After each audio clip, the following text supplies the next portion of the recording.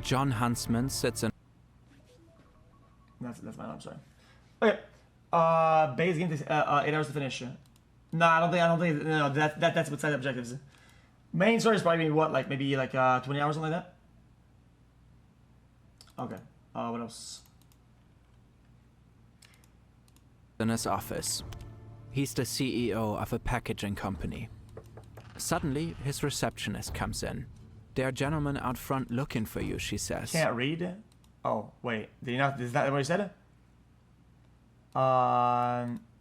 Main story plus some optional objectives. No, I said, which include the main story plus some optional objectives. They refuse to give... So, okay, some. How do you quantify some? You guys quantified some as if it was zero. Their names. And one of the men has his briefcase strapped to his wrist. They look like they are FBI or perhaps CIA. What could they possibly want? The shadowy pair enters and one of the men opens the briefcase. They ask Huntsman, "Why didn't you come to us first?" These guys are not government agents. They are vice presidents of McDonald's. And they want Huntsman's invention. This ingenious box. This thing is incredibly efficient. Oh my God, very light. I forgot about that box. It costs just 2 cents per container. It keeps food warm. It's easy to open and actually layer sandwiches in there. It's easy to close. For many years, this container will house the Big Mac. It will revolutionize fast food packaging. It will make Huntsman and McDonald's incredibly rich. And it will become a cultural token. But even though it's incredibly popular to this day, it was abruptly killed in an emergency meeting 36 years ago. Why? If they're creating large volumes of waste or they're relying on hazardous chemicals, there is a cost to doing that. And the cost today is being borne by regular people. McDonald's had no plans to move away from plastic. Environmental protest. 70% of it became litter. Good job. Jag, give me like literally 6 seconds. Actually, go be. Our research starts in London. We sent our writer Baumi Nguyen to the UK to sit down with Sabira Chowdhury. She spent 12 years as a staff reporter for the Wall Street Journal and wrote the book Consumed: How Big Brands Got Us Hooked on Plastic. In 1937, two brothers, Richard and Maurice McDonald, open a hot dog drive-in restaurant in Pasadena, California. A few years later, they shift to San Bernardino, California, and they open what is called the McDonald Broadway Burger Bar Drive-In. And they're selling hot dogs, burgers, a few different things. At the turn of the 20th century, most Americans still eat their meals at home. But with the automobile on the rise, people travel more frequently. For work, social events, and leisure. And travelers get hungry.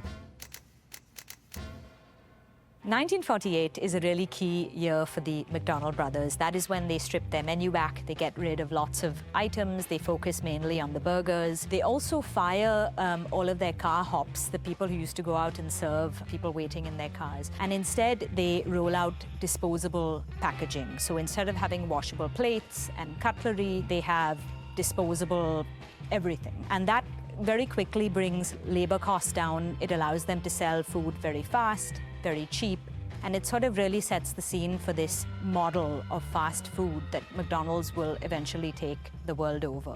Also, more and more women join the workforce. Their work away from home increases the family income.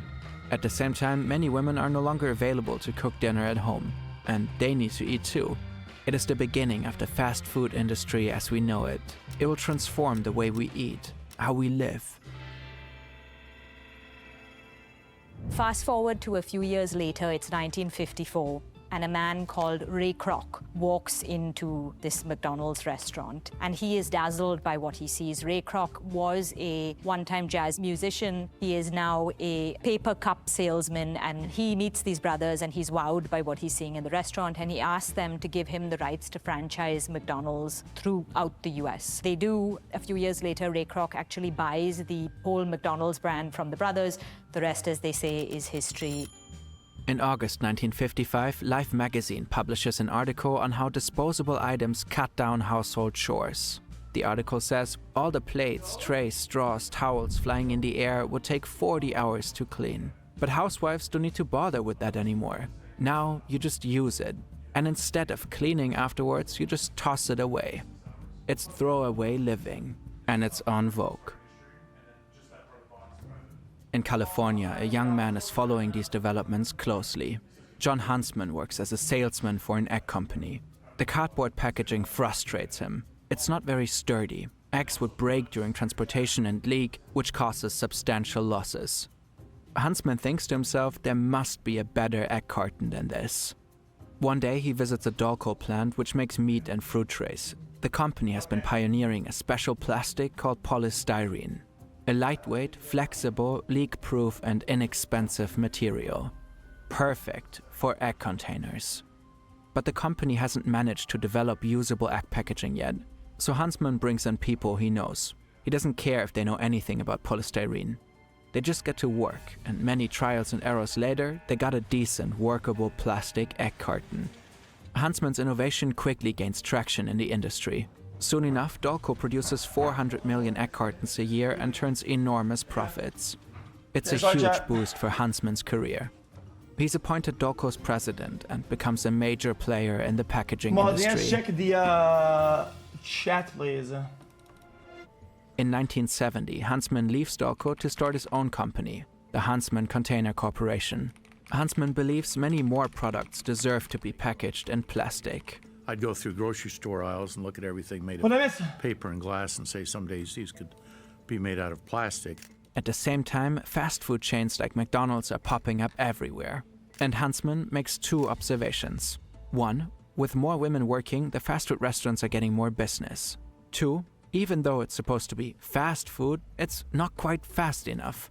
The cooks only prepare your meal once you order so they can serve it to you hot and fresh. Also, the food comes in a paper container, which becomes soggy and doesn't keep the food warm at all. And with the growing number of customers, more people have to wait and wait and wait. But Huntsman has an idea. He gathers his R&D team, a little group of 3 friends.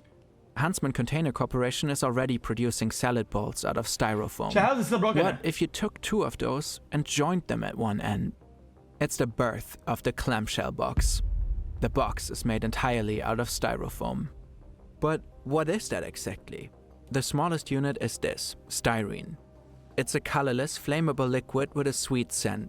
Styrene itself is highly volatile. You can barely mix it with water, it evaporates easily and is extremely flammable. But in the process of polymerization, styrene molecules get bound together like pearls on a very long string. Now, you have polystyrene. And unlike styrene, this polymer is a sturdy yet flexible material. Due to the nature of styrene, it's virtually water resistant. And because it doesn't absorb liquids or moisture, it doesn't provide a breeding ground for microorganisms such as bacteria or fungi.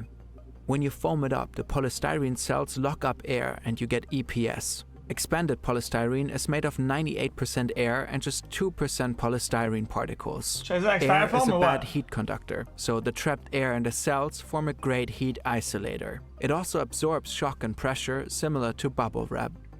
All these properties make EPS great for food transport, keeping the food inside fresh and protected.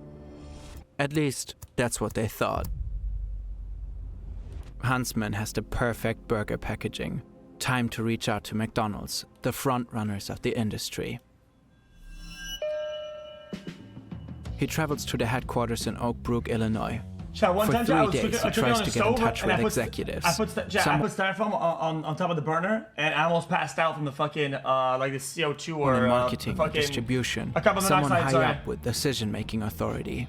But no one gets back to him, so Huntsman tries to get their attention another way. We know this much about Huntsman's story because of his autobiography. We aim to make our sources transparent, but a Google Doc isn't always an accessible or structured solution. So for this video, we wanted to build a special source wall to show precise link in the description. Back to Huntsman. One of his friends knows the senior buyer of Burger King. He arranges a meeting for Huntsman, and the Burger King executives are interested, but also hesitant. They don't want to roll out the clamshell box without a market test. So the men agree on a trial. Burger King is about to phase out the ham and cheese sandwich. They stop the process, and instead they serve it in the clamshell box to check whether better packaging would renew customer interest. And it does. Next, Burger King uses the clamshell box for their popular Have It Your Way burger. Really? And suddenly, McDonald's is very interested in Huntsman's invention after all. They make a deal and start working together. So in 1975, McDonald's decides it's going to switch from paper to polystyrene foam. There are also big benefits to McDonald's, which is the polystyrene containers are cheap at just 2 cents a pop. They're light and they keep food warm for a long time. And so McDonald's, they roll these things out. The franchisees are very happy. And the timing for Huntsman's invention is golden. There are mounting worries about deforestation all through the 60s in the US. Paper is being widely littered. People can see that it's everywhere. And polystyrene is seen as this environmentally friendly alternative because it is made from a byproduct of the fossil fuel industry. You're not cutting down the trees. This deal will change Huntsman's life, the trajectory of the McDonald's empire, and in many ways, the entire world. Sense. Even 40 years later, people are still swooning over the clamshell box. On Reddit, we saw people saying that the Big Mac literally tasted better when served in it. Perhaps it's pure nostalgia, but some users claim the burgers were hotter and fresher than coming out of today's... Well, I mean, no. Chat, I feel like, like Coca-Cola? I think it's most... Like, whether I like it or not, it's mostly about, like, the packaging. Like, I like glass good, but can is, like, top one. Paper box. Like... Just the taste of the fucking... If that's actually true. It definitely affects the taste. Through the power of the internet, we got our hands on an original clamshell box. And we sent our art director Timo to test if the Reddit claims hold up. Hey, I'm Timo and I'll make the taste test with the OG McDonald's clamshell box. So let's go.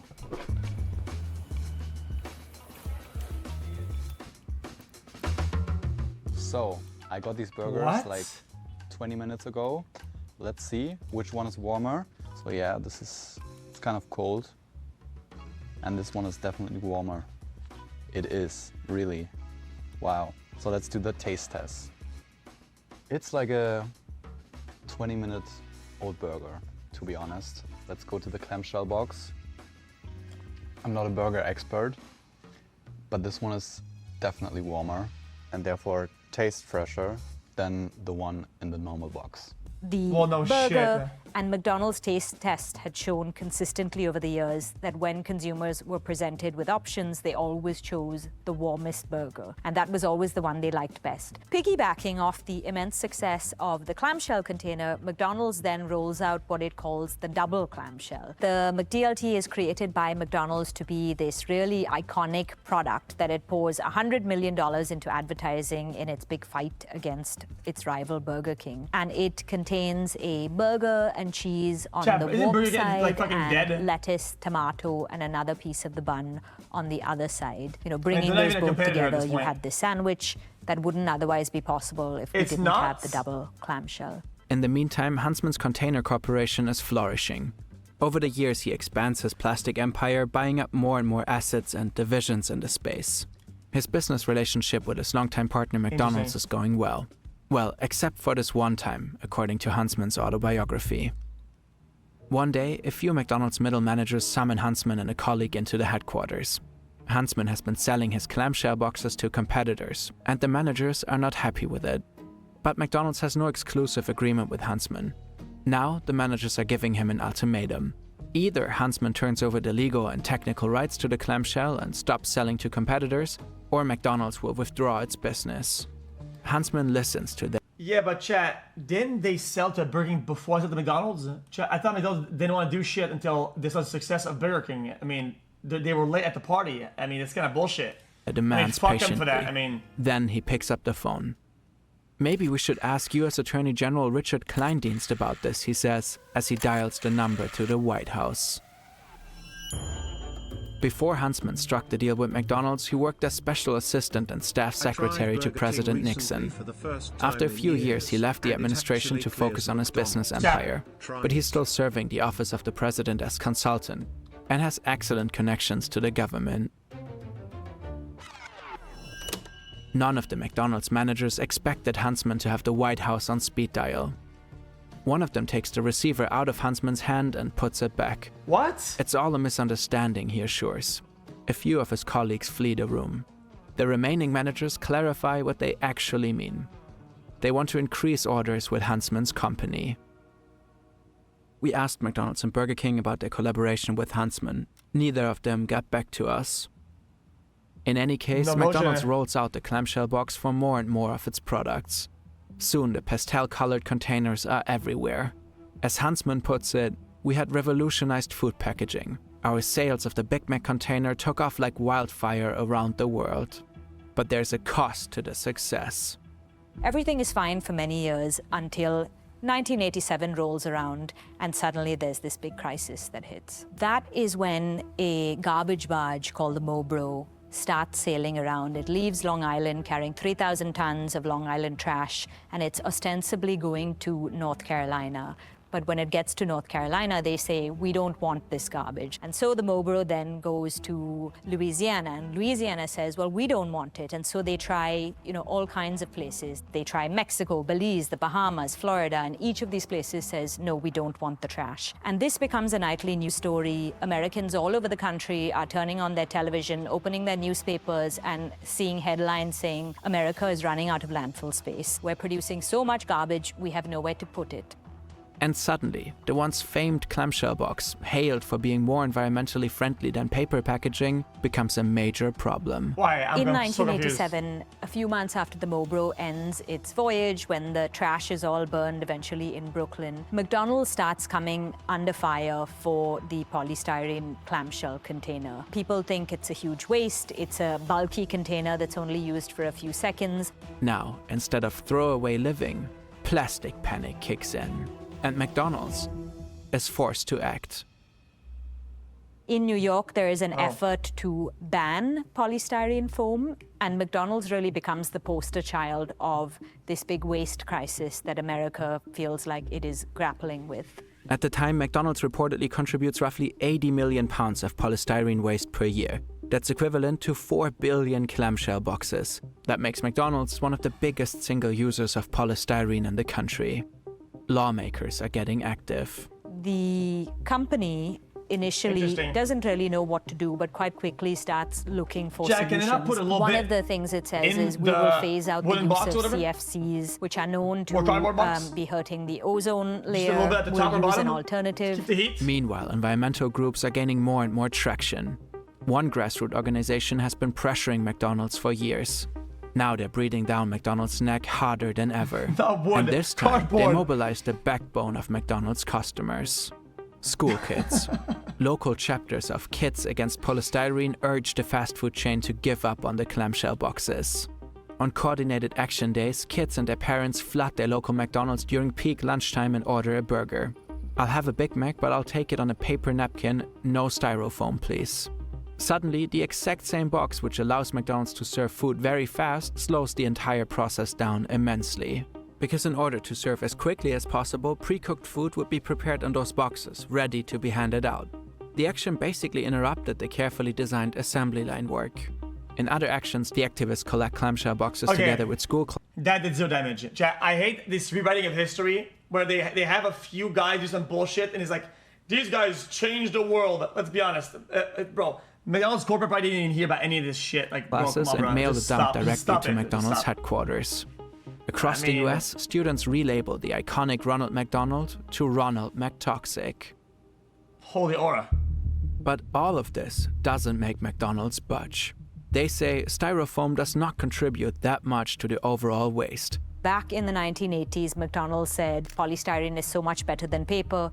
And they flood the discussion with studies and reports. Unlike paper, McDonald's argues, plastic aerates the soil. Shelby Astro, the former general counsel who I interviewed, kind of said to me, you can fund studies that will basically say anything because you can cherry pick assumptions that make your particular material look like the most environmentally friendly. They even launched a campaign in favor of polystyrene packaging. But the bad press doesn't disappear. And even worse, as the fast food industry gets more competitive, Burger King gets a leg up in the battle. Their packaging seems to be biodegradable. But instead of giving up the clamshell box, the $2.5 billion polystyrene industry and McDonald's push in another direction. Recycling. And paper at the time could be recycled. Glass, aluminum, food waste could be composted. In 1989, McDonald's rolls out its pilot recycling program to 450 restaurants in New England. Customers are asked to sort their trash into separate bins, one for plastic, one for waste. The collected clamshells would then be sent to recycling centers to get a new life. In those facilities, the polystyrene waste would be washed, cut up, and melted into plastic pellets. Those could then be shaped into restaurant trays, flower pots, garbage pails, plastic lumber, etc.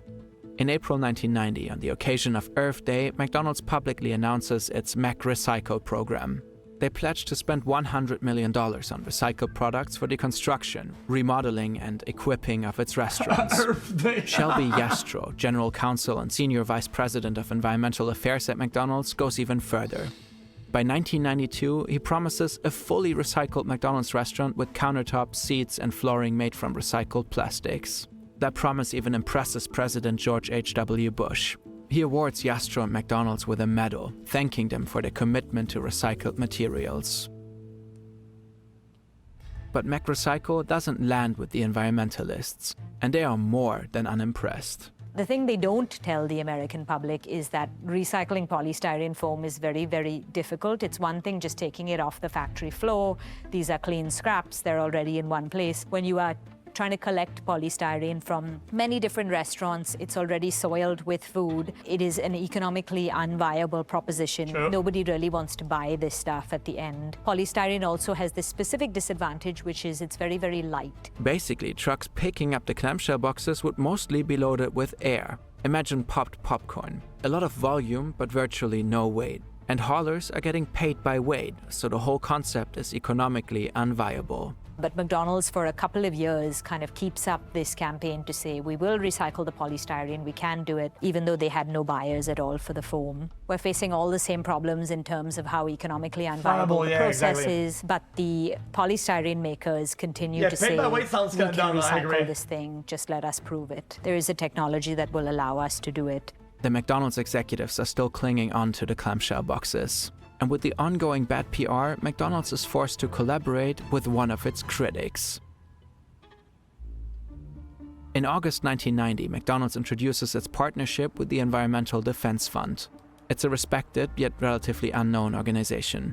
EDF has a reputation of taking corporations to court to force changes.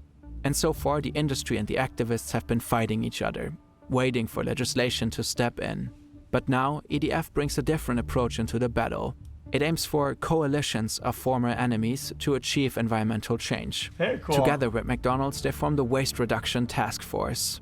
And the idea is, let's show the public how green we are with all of this work we're doing to cut waste internally with these nonprofits and with the recycling efforts we have for polystyrene foam. By now, it's the fall of 1990. What the fuck is he wearing? And Bob Langert, who was in charge of McDonald's recycling, No, what the fuck is he wearing? walks down the hall to the PR department and finds this press release that he wasn't really meant to see. And it says that McDonald's is going to be rolling out this polystyrene recycling effort to all of its restaurants across the US. But there's a catch to it. They know it's not working at all. The pilot program shows that customers were still used to throwing everything in one garbage bin. People are confused or overwhelmed by the instructions. Yeah, true. At best, a third of customers recycled correctly. Langert is shocked. He knows the polystyrene recycling is going incredibly badly. He writes about this later in his own book where he says, this was complete. Jam, I'm at the airport and I got a bunch of shit. I don't even know what to do either. I will admit to that. I mean, sometimes I don't know what the fuck I have. Is it recyclable or not? I mean, greenwashing, I vowed to never stoop to this level. If you put something in recycling when it's not recyclable, right, I feel like a fucking asshole. And if I do the opposite, I feel like an asshole, but a little bit less of an asshole. So at that point, I just put in the garbage more often. But that day, he walks down the hall to the office of the McDonald's General Counsel, Shelby Yastro, and he says, Shelby, I think we really need to step away from polystyrene. It's really not recyclable. Shelby Yastro eventually agrees. But there's another huge problem. The styrene part in the polystyrene clamshell boxes is carcinogenic. And so that's not something McDonald's wants to be associated with. Convincing the McDonald's president, Ed Renzi, was going to be very hard. Both Shelby and Bob knew that. So they pick up the phone and they call Fred Krupp, who is a young lawyer who's heading up the Environmental Defense Fund. Fred Krupp puts his toxicologist on the phone with Ed Renzi, and she explains in detail how styrene has been found to be potentially carcinogenic, and how having both recyclers and consumers come into contact with this is not a good idea. So Ed Renzi, after years, eventually capitulates. There's a victory today for the environmental movement. McDonald's has announced it will eliminate the plastic foam containers. McDonald's has given up after years of arguing the giant fast food. Chad, let me guess. It's styrofoam, but whenever you put something that had too much heat or whatever, the heat with it makes it carcinogenic, or is it just cancer flat out? Chain threw in the clamshell. So we did it for the good earth, and we did it for Let's be done with the heat for sure. In terms of PR, McDonald's decision pays off immediately. Environmentalists all hailed this as a big win, just because McDonald's had stopped using polystyrene foam. It could be the beginning of corporate America seeing that the future is green and realizing that environmental groups can help show them the way. Even though there's scientific evidence that says that polystyrene's okay, our customers said, well, even so, do you really need it? And the fact of the matter is we don't, and we want to keep our customers happy. That's the business we're in. But the McDonald's boss doesn't tell the public what actually changed his mind. Like 20 in years. Bob Langert's book, Renzi is quoted saying, "When another ugly head got in the middle of it, this notion that styrene causes cancer, that was the moment I decided we can't let this happen. Because it is one thing to talk about landfills. It's something else to get talked about as kids may get cancer from eating Big Macs." Several organizations listed styrene as possibly carcinogenic to humans based on limited animal studies. Decades later, in 2011, the US National Toxicology Program listed styrene as reasonably anticipated to be a human carcinogen. Another 8 years later, the International Agency for Research on Carcinogen, guys, if normal use or when burned or some shit. Cancer bumped its classification from 2B to 2A. Now it's not just possibly, but probably carcinogenic to humans. The IARC sees strong evidence that styrene damages DNA, ultimately leading to carcinogenic mutations. Oh, hell no. And even though McDonald's ditched the clamshell box back in 1990, polystyrene remained in its rotation for another 2.5 decades. The environmentalists may have won the fight over clamshells, but the battle still looms over cups. In 2018, McDonald's finally stops using polystyrene foam across its business. Cups? It had been using it for cups for a long time, even though it had stepped away from the clamshell. What about McDonald's went on to replace clamshell packaging with quilt wraps, thin sheets of paper-based packaging coated in plastic. They're grease and moisture resistant and keep the food quite warm. So quite ironically, there is still plastic in this wrap. Nobody was really paying attention to the fact that this thing was not recyclable. It was still going to landfills. It was still taking up space. It was still releasing methane as it slowly broke down. In some ways, the paper was even worse than the polystyrene because of the methane it was releasing. In some ways, McDonald's has just swapped the problem. It's stuck with disposability. It's gone from material A. Well, I mean, don't blame McDonald's for that. I mean, okay, yo, you can't be mad about a problem, celebrate a solution, and then you can blame them again. I mean, what? I mean, I think it's an odd thing. It's an odd thing to re-blame them again. I mean, and we are where we are today. In 2020, Frontline and NPR it's not like they knew any better either. It's not like the people knew better either. Released an investigative documentary. In it, former plastic executives admit how their push for recycling in the 90s was just one big marketing campaign.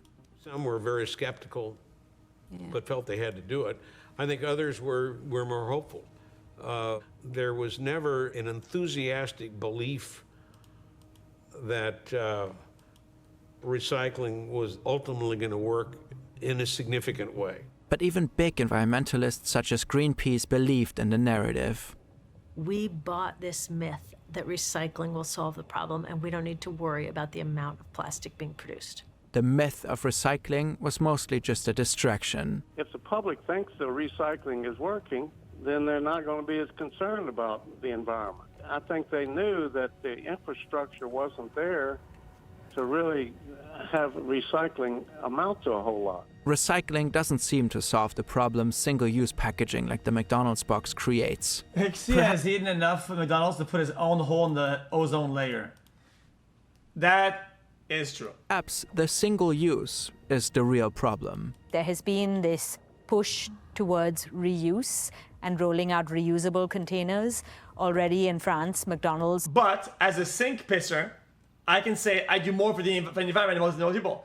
I flush less through these methods, and I use less water for washing my clothes when I flip them around or inside out and wear them again without washing them. I mean, has been forced to serve right, people dining in with reusable containers. Now weird. Now, that is. If I do bad for the environment, I'm a fuckhead. If I do better, then I'm also a fuckhead. I can never win. Being watched very closely in the US. In one of our very first videos, we looked at how McDonald's was forced to introduce reusable cutlery in France. And even though this might look like promising progress, the company funded several reuse skeptical studies and lobbies aggressively against reusable packaging in the EU. According to the NGO Story of Stuff, McDonald's led a multi-year lobbying campaign successfully blocking regulation to require reusables for on-site dining. Decades passed since the clamshell box saga. Yet, in many ways, little has changed. McDonald's continues to fight for its throwaway packaging by any means necessary, no matter the cost, to reduce costs. I'm not French from French, man. I'm not French from France, yo.